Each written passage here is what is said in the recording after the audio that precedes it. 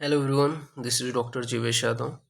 तो most important 60 topics का जो सीरीज़ है फॉर AIPGT 2025 अपन लोग यहाँ पे कर रहे थे। और यहाँ पे आज की क्लास में हम लोग बात करेंगे टॉपिक नंबर 33 के विषय में। ठीक है, इसी सीरीज़ को कंटिन्यू करते हुए आगे बढ़ते हैं। तो नेक्स्ट टॉपिक है आपका गायनी से रिलेटेड आपका टॉपिक है। ठीक है, तो स्त्री रोग प्रसूति तंत्र। तो यहाँ पे आपका है सबसे पहले तो ऋतुकाल के विषय में बताया गया है। ठीक है, तो ऋतुकाल के विषय में आपको याद रखना है क्या क्या चीज़ें बोली गई हैं। तो यहाँ पे बोला गया है गर्भ ग्रहण योग्यस्तु स एव समय स्मृता, यानी कि गर्भ ग्रहण करने योग्य जो काल होते हैं उसी को ही ऋतुकाल कहते हैं। यह भाव प्रकाश ने कहा है। तो क्या बोला गया है, गर्भ ग्रहण योगस्तु स एव समय स्मृता, उसी को ही क्या बोलते हैं, ऋतुकाल बोलते हैं। ये भाव प्रकाश ने बोले हैं। इसके अलावा चरक विदेही तथा मनुस्मृति ने 16 दिन का बताया है। ठीक है, तो जो यहाँ पे आपका ऋतुकाल को कितना दिन का बताया है, चरक विदेही तथा मनुस्मृति ने 16 दिन का बताया है। भाव प्रकाश में 16 रात्रि का बताया है। तो भाव प्रकाश ने क्या है, 16 रात्रि का बताया है। यहाँ पे बोला गया आर्तविस्त्रवेद्य सदृतु षोडश रात्रि, ये भाव प्रकाश का है, यानी कि 16 दिन का जो है 16 रात्रि का जो है वो भाव प्रकाश ने बोले हैं। सुश्रुत ने 12 रात्रि का बोले हैं। तो सुश्रुत ने कितना दिन का बोले हैं, 12 रात्रि का बोले हैं। तो आर्तव बंद होने के पश्चात 12 रात्रि। ठीक है, ये क्या है आपका ऋतुकाल बताया है सुश्रुत ने। फिर यहाँ पे बोला गया ऋतुस्तु द्वादश रात्रे भवति दृष्टार्तव अदृष्टार्तव आप्यस्तित्व भाषे। ठीक है, वांग भट्ट ने 12 रात्रि का बताया है। तो यहाँ पे बोला है ऋतुस्तु द्वादश निशा। ठीक है, अष्टांग हृदय के अनुसार जो है वांग भट्ट ने क्या है 12 रात्रि का बताया है, ऋतुस्तु द्वादश निशा। फिर काश्यप ने जो है, तो काश्यप ने ब्राह्मणी में 12 रात्रि का। ठीक है, इसके अलावा क्षत्रिय में 11 रात्रि का और वैश्य में 10 रात्रि का ऋतुकाल बताया है तथा अन्य में 9 रात्रि का। तो ये जो है कश्यप के अनुसार ऋतुकाल है कि ब्राह्मणी में 12 रात्रि का, क्षत्रिय में 11 रात्रि का, वैश्य में 10 रात्रि का व अन्य में 9 रात्रि का। यह आचार्य कश्यप का मत है। ठीक है, तो इसको आपको ध्यान में रखना है। भाव प्रकाश के विषय में बात करें तो भाव प्रकाश ने आर्तव स्त्राव पश्चात तद्यथा स्नान दीवात ऊर्ध्वात, अर्थात भाव प्रकाश ने क्या बोले हैं कि जो ब्राह्मणी है उसमें 12 रात्रि का होता है। ठीक है, जो ऋतुकाल है। क्षत्रिय में 10 रात्रि का होते हैं, वैश्य में 8 रात्रि का होता है और शूद्र में 6 रात्रि का होता है। ठीक है, तो मतलब सभी में आधा आधा, जैसे कि ब्राह्मणी में 12 हो गया। ठीक है, फिर इसके अंदर क्षत्रिय में 10, वैश्य में 8 और आपका शूद्र में 6। ठीक है, तो ये आपको याद रखना है। फिर रजो दर्शन के विषय में बात करते हैं। तो यहाँ पे चरक सुश्रुत वांग भट्ट ने 12 वर्ष में बताया है, जबकि कश्यप व भाव प्रकाश ने 16 वर्ष में बताया। तो रजो दर्शन जो है उस चरक सुश्रुत वांग भट्ट ने 12 वर्ष में बताया है, कश्यप भाव प्रकाश ने 16 वर्ष में बताया है। तो ये आपको ध्यान में रखना है। फिर मैथुन निषेध के विषय में बताया है। ठीक है, तो सुश्रुत ने प्रथम 3 दिन व 13वीं रात्रि में जो है मैथुन निषेध बताया है। तो सुश्रुत ने प्रथम 3 दिन व 13वीं रात्रि में मैथुन जो है वो निषेध बताया है, जबकि अष्टांग हृदय ने प्रथम 3 दिन व 11वीं व 13वीं रात्रि में मैथुन जो है वो निषेध बताया। तो अष्टांग हृदय ने प्रथम 3 दिन व 11वीं व 13वीं रात्रि में मैथुन निषेध बताया है। फिर बात करते हैं गर्भस्राव व गर्भपात।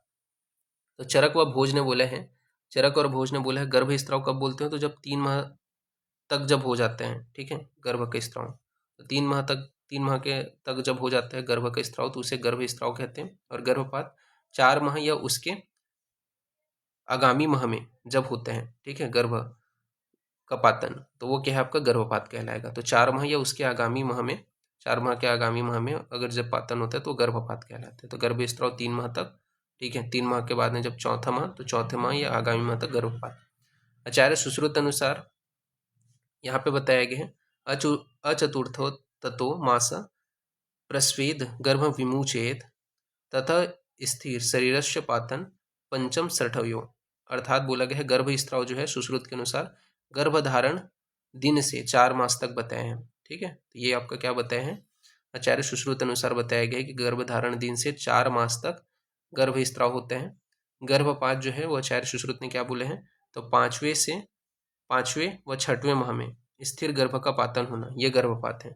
सुश्रुत के अनुसार 5वें और 6वें माह में स्थिर गर्भ का जो है पातन होना वो क्या है आपका गर्भपात है। तो ये सुश्रुत का भी मत विशेष रूप से ध्यान रखना। इसके बाद में गर्भणी को यवागु देने का विधान बताया गया है। ठीक है, तो किस प्रकार से यवागु देते हैं ये अपन देख लेते हैं। तो गर्भणी को यवागु देने के विधान के अंतर्गत यहाँ पे बताया गया है कि चरक ने 8वें मास में क्षीर व यवागु का प्रयोग बताया है। तो चरक ने 8वें मास में क्षीर व यवागु का प्रयोग बताया है।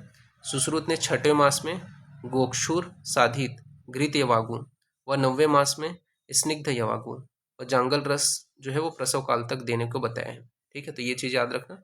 चरक ने 8वें मास में क्षीर व यवागु का प्रयोग करने के विषय में बताया है, जबकि सुश्रुत ने 6वें मास में गोक्षुर साधित घृत यवागु व 9वें मास में स्निग्ध यवागु व जांगल रस प्रसव काल तक देने के लिए बोले हैं। फिर गर्भणी को वस्ती देने के विधान के विषय में बात करते हैं। तो गर्भणी को वस्ती देने के विधान में यहाँ पे बताया है, सुश्रुत ने 8वें मास में देने के लिए बोले हैं। तो 8वें मास में अस्थापन यानी कि बदरोदर व अनुवासन वस्ती देना चाहिए, ये सुश्रुत ने बोला है। तो गर्भणी को वस्ती देने का विधान अपन देख रहे हैं। तो सुश्रुत ने क्या बोले हैं, 8वें मास में अस्थापन यानी कि बदरोदर की तथा अनुवासन वस्ती देना चाहिए। चरक ने 9वें मास में बोले हैं अनुवासन वस्ती एवं योनि पिच्चु प्रयोग करना चाहिए। तो चरक ने 9वें मास में अनुवासन वस्ती व योनि पिच्चु का प्रयोग करने के विषय बताया है गर्भणी में। ठीक है, तो ये चीज़ याद रखना। फिर प्रसूतागार में स्त्रियों की संख्या, तो परिचर्या हेतु प्रसूतागार में स्त्रियों की संख्या चरक ने अनेकों स्त्रियां बताई है। ठीक है, चरक शरीर स्थान में चरक ने अनेकों स्त्री बताया है, जबकि सुश्रुत ने 4 बताया है। कौन से 4 हैं, तो एक आपका निशंक वृद्ध, प्रजनन कुशल, नख कर्तित 4 स्त्रियां गर्भणी की सेवा में रहें। ठीक है, ये सुश्रुत ने बोला है। तो निशंक वृद्ध, इसके अलावा आपका प्रजनन कुशल, नख कर्तित, ये जो 4 स्त्रियां हैं वो गर्भणी की सेवा में रहें। निशंक, वृद्ध, प्रजनन कुशल, नख कर्तित, ये 4 स्त्रियां गर्भणी की सेवा में रहें। तो ये आपको ध्यान में रखना है। फिर गर्भणी पांडु मुखो ध्यातश्च सूतिका कुक्षीर शूलार्तः सरुधिर मेहत्यु जीवा चास्य भवती।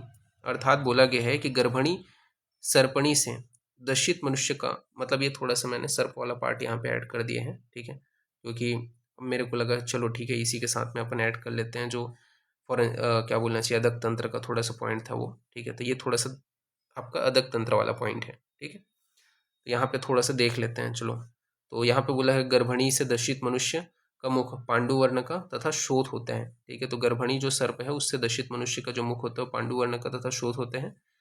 अशित अक्षिण ये चरक ने बताया, तो अशित अक्षिण चरक ने बताया। इसी प्रकार सूतिका सर्पणी दंश से कुक्षिशूल, तो सूतिका सर्पणी दंश से कुक्षिशूल सरक्तमूत्रता प्रवृत्ति एवं उपजीवा रोग उत्पन्न होता है। ठीक है, तो ये यहाँ पे बताया है क्रोध जृंभा, ये चरक ने बोला है। तो ये थोड़ा सा पॉइंट याद रखना। और नेक्स्ट अपन आगे बढ़ते हैं। तो सूतिका काल के विषय में बात करते हैं। तो सूतिका काल में सुश्रुत, वांगभट, भाव प्रकाश, योग रत्नाकर, हारित ने 1.5 माह या 45 दिन का बताया है। तो सूतिका काल जो है वो कितना दिन का बताया है, भाव प्रकाश, सुश्रुत, योग रत्नाकर, वांगभट ने, तो इन्होंने जो है 1.5 माह 45 दिन का बताया है।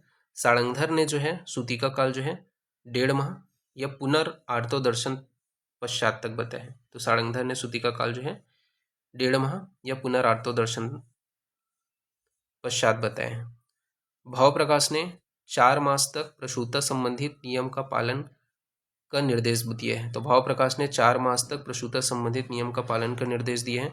कश्यप के अनुसार प्रसूता की संख्या 1 माह तक दिया गया और सूतिका की संख्या 6 माह तक दी गई है। तो कश्यप के अनुसार प्रसूता की संख्या 1 माह तक और सूतिका की संख्या 6 माह तक दिया गया है।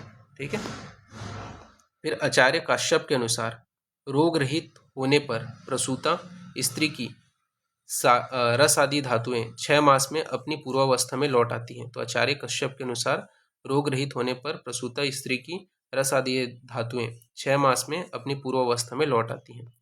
फिर विगत सूतिका के विषय में बात करते हैं। तो विगत सूतिका के विषय में क्या बोला गया है, तो पुनः प्रथम मासिक धर्म होने तक वह प्रसूता रहती है, इसके पश्चात विगत सूतिका कहलाती है। तो विगत सूतिका की संज्ञा कब दी गई है, तो पुनः प्रथम मासिक धर्म होने तक वह प्रसूता रहती है और पश्चात विगत सूतिका हो जाती है। इसके अलावा सूतिका स्वस्थ वृत्ति का जो काल है वो 5 से 7 दिन का है। तो सूतिका स्वस्थ वृत्ति का काल कितने दिन का है, 5 से 7 दिन का है। फिर सुश्रुत अनुसार जो मैथुन है उसके परिणाम बताए गए हैं। ऋतुकाल में मैथुन के क्या क्या परिणाम है। ठीक है, तो ये चीज़ आपको ध्यान में रखना है, ऋतुकाल के मैथुन के क्या क्या परिणाम बताए गए हैं। जैसे कि प्रथम दिन अगर मैथुन करते हैं ऋतुकाल में तो उसमें क्या है, पुरुष की आयु का नाश हो जाता है। इसके अलावा अंतर्मृत गर्भ बताए हैं। तो प्रथम दिन मैथुन करने पर क्या है, पुरुष आयु का नाश होना, अंतर्मृत गर्भ, ये प्रथम दिन में बताया गया है। द्वितीय दिन में यहाँ पे आपका बताया गया है जन्मत, मृत गर्भ, इसके अलावा आपका प्रसूता, गृहमृता। ठीक है, तो जन्मत, मृत गर्भ, प्रसूता, गृहमृता, ये जो है द्वितीय दिन में बताया गया है। फिर तृतीय दिन में असंपूर्ण अंग, अल्पायु बताए हैं। तो तृतीय दिन में असंपूर्ण अंग व अल्पायु, और चतुर्थ दिन में संपूर्ण अंग व दीर्घायु। तो चतुर्थ दिन में संपूर्ण अंग व दीर्घायु। ठीक है,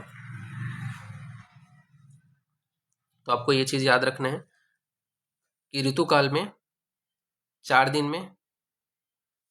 दिनों में स्त्री संभोग के विषय में यहाँ पे परिणाम बताया गया। प्रथम दिन में पुरुष का आयु का नाश, प्रथम दिन में अगर स्त्री संभोग होता है तो पुरुष की आयु का नाश होता है, अंतर्मृत गर्भ की उत्पत्ति होती है। द्वितीय दिन में अगर स्त्री संभोग हो रहे हैं तो जन्मत, मृत गर्भ, प्रसूता, प्रसूता, गृहमृत, इसके अलावा तृतीय दिन में हो रहा है तो संपूर्ण अंग अल्पायु, और चतुर्थ दिन हो रहा है तो संपूर्ण अंग दीर्घायु। तो ये तो सुश्रुत के अनुसार हो गया ऋतुकाल में मैथुन का परिणाम। फिर इसके बाद में कश्यप के अनुसार राजस्वला काल में मैथुन का परिणाम क्या क्या बताया गया है। तो कश्यप के अनुसार राजस्वला काल में मैथुन का परिणाम यहाँ पे अपन देख लेते हैं। तो यहाँ पे कश्यप ने बताया है रजो दर्शन के प्रथम दिन, रजो दर्शन के प्रथम दिन अगर मैथुन किया जाते हैं तो वार्त गर्भ व फल शून्य संतान। ठीक है, तो प्रथम दिन अगर किया जाता है तो क्या है आपका, रजो दर्शन के प्रथम दिन अगर क्या है मैथुन किया जाता है तो वात गर्भ, फल शून्य संतान। इसके अलावा यहाँ पे आपका बताया गया है कि रजो दर्शन के द्वितीय दिन जब किया जाता है तो गर्भपात होते हैं। तो रजो दर्शन के द्वितीय दिन जब किया जाता है तो गर्भपात होते हैं, और रजो दर्शन के तृतीय दिन जब होते हैं, ठीक है, तो रजो दर्शन के तृतीय दिन मैथुन का क्या परिणाम बताया गया है, तो सूतिका गृह में मृत्यु व अल्पायु हीनांगता। तो रजो दर्शन के तृतीय दिन में क्या परिणाम है, सूतिका गृह में मृत्यु, अल्पायु व हीनांगता, ये यहाँ पे आपका बताया गया है। तो ये आपको परिणाम को याद रखना है। फिर चरक अनुसार गर्भ विकार के विषय में बात कर लेते हैं। तो चरक अनुसार कौन से गर्भ विकार हैं। तो सबसे पहले आपका उपविष्टक। तो उपविष्टक के विषय में क्या बोला गया है, तो यहाँ पे बोला गया है सार भाग एवं सुआकार प्राप्त गर्भ। तो सार भाग व सुआकार प्राप्त गर्भ गर्भणी द्वारा उष्ण और तीक्ष्ण पदार्थों के अधिक सेवन करने से, गर्भ शोषक उपद्रव स्त्रावित हो जाने से गर्भ की पुष्टि एवं वृद्धि नहीं होती और गर्भ अधिक समय तक रुका रहता है। ठीक है, तो ये क्या है आपका उपविष्टक है।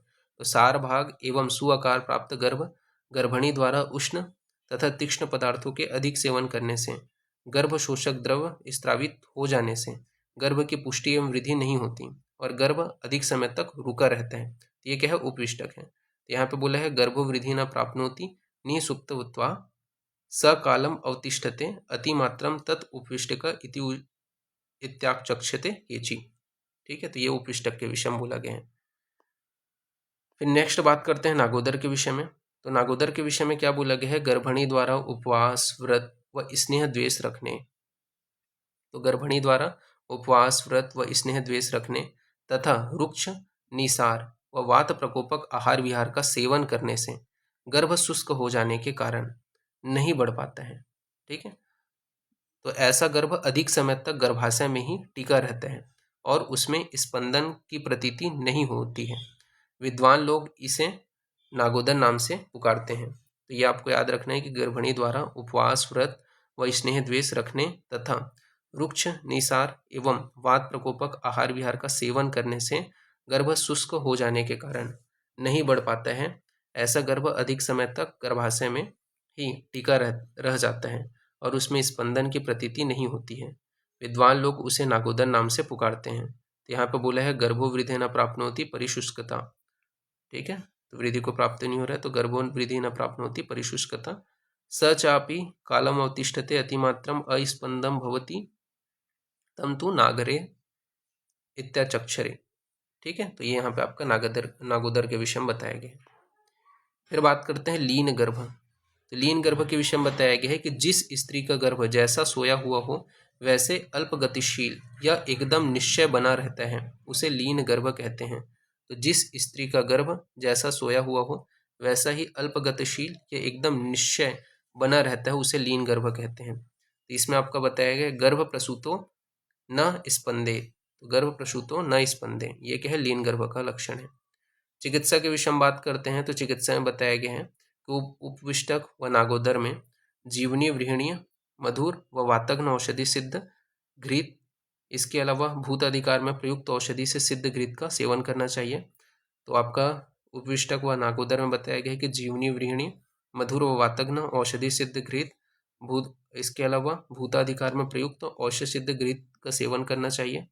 इसके अलावा यान में बैठकर क्षोभ करना, इसके अलावा अजृंभण अवमर्जन यानी कि बार बार स्नान कराना, ये जो है उपविष्टक व नागोदर में चिकित्सा बताया गया है। ठीक है, तो यान में बैठ करके क्षोभ करना, अजृंभण अवमर्जन यानी कि बार बार स्नान कराना, ये क्या है उपविष्टक यानी कि नागोदर में लक्षण है। फिर लीन गर्भ में चिकित्सा के विषय में बात कर लेते हैं, सॉरी चिकित्सा है, तो लीन गर्भ में चिकित्सा के विषय में बात कर लेते हैं। तो 1 वर्ष बाद जो है लीन गर्भ जो है वो कष्ट साध्य होता है। तो 1 वर्ष बाद क्या बताया गया है, लीन गर्भ को कष्ट साध्य बताया गया है। इसके अलावा यहाँ पे बोला गया है पुष्टो अन्यथा वर्षगणे कृच्छ जायते नवे। इसके अलावा बोला गया है सवन आपका हो गया गौ मत्स्य ताम्रचूर्ण के मांस का प्रयोग प्रभुत सर्पी माशयूष, इसके अलावा मूलक यूष के साथ में सेवन कराना चाहिए। तो ये लीन गर्भ की चिकित्सा में स्त्री के उदर वस्ती वक्षण उरक कटी पार्श्व पृष्ठ प्रदेश में उष्ण तिल या कटु तेल से मालिश करना चाहिए। तो स्त्री के उदर वस्ती वक्षण उरु कटी पार्श्व पृष्ठ प्रदेश में उष्ण तिल या कटु तेल से मालिश करना चाहिए। तो ये जो है लीन गर्भ में बताया गया। फिर वांगभट्ट अनुसार गर्भ विकार के विषय में बात कर लेते हैं। तो वांगभट्ट अनुसार कौन से हैं, तो उपविष्टक में यहाँ पे आपका लक्षण बताया गया है कि सार भाग एवं सुआकार प्राप्त गर्भ न बढ़ता हुआ कोष्ठ गर्भाशय में ही गति करता हुआ रुक जाता है, इस अवस्था को उपविष्टक कहते हैं। और इसमें जो है उदर नहीं बढ़ता है। ठीक है, तो ये आपको याद रखना है कि सार भाग एवं सुआकार प्राप्त गर्भ न बढ़ता हुआ कोष्ठ गर्भाशय में ही गति करता हुआ रुक जाते हैं, इस अवस्था को उपविष्टक कहते हैं। इससे उदर जो है नहीं बढ़ता है। तो यहाँ पे बताया गया आपका संजात सारे महति गर्भा योनि परिस्त्रवा वृद्धिमानम अप्राप्नुत गर्भकोष्ठ तिष्ठि स्फुर। ठीक है, तो ये अष्टांग हृदय ने उपविष्टक के विषय में बताया है। फिर नागोदर के विषय में क्या बोला है, तो नागोदर में बोला है गर्भिणी द्वारा शोक उपवास व्रत जो लगभग सिमिलर है। ठीक है, चरक के अनुसार व्रत स्नेह द्वेष रखना तथा वृक्ष आदि आहार विहार सेवन करने तथा योनि से अतिरिक्त स्त्राव हो जाने से कुपित वायु द्वारा गर्भ शुष्क होकर कृश हो जाते हैं, बढ़ा हुआ उदर घट जाते हैं, इसमें स्फुरण देर से होते हैं, उसे नागोदर नाम से पुकारते हैं। इसमें आपका लक्षण बताया है शोकोपवास रुक्षाघ्ये रथा योनिस्त्रिविता वाते क्रुद्धे कृशा शुष्येत गर्भे नागोदरम तु तम उदरम वृद्ध्यम माप्य यते स्फुरण चिरात। ठीक है, तो ये आपका नागोदर के विषय में बताया गया। फिर लीन गर्भ में बात करते हैं, तो जिस स्त्री का गर्भ में जब गतिशीलता बिल्कुल ना हो तो उसे लीन गर्भ कहते हैं। तो जिस स्त्री के गर्भ में बिल्कुल भी गतिशीलता ना हो तो उसे लीन गर्भ कहते हैं। लीन आंखें निस्फुरण। चिकित्सा में क्या बताया गया है, तो हर्षण चिकित्सा यहाँ पे करने को बोला गया है। तो उपविष्टक व नागोदर तथा लीन गर्भ में सदैव हर्षण चिकित्सा करना चाहिए। तो ये यहाँ पे बताया गया है कि उपविष्टक नागोदर व लीन गर्भ में अष्टांग हृदय ने क्या बोला है, हर्षण चिकित्सा करना चाहिए। तो ये आपको ध्यान में रखना है। ठीक है,